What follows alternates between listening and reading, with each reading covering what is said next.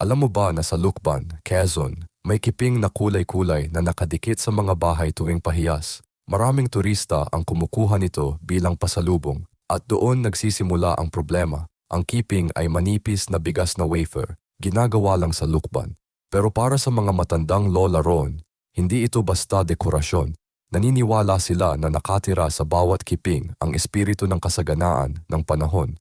Ang tawag nila rito ay presensya ng ani. Kapag may kumuha ng kiping ng walang pahintulot at walang espesyal na pagpapala mula sa may-ari, hindi ang magnanakaw ang mapapahamak. Ang pamilya na may-ari ng display ang tatamaan. 3 sunod-sunod na masamang ani. 3 taon ng kahirapan para sa isang pamilyang wala namang kasalanan. Kaya naman may tawag na keeping watch na ngayon sa ilang bahay sa Lukban.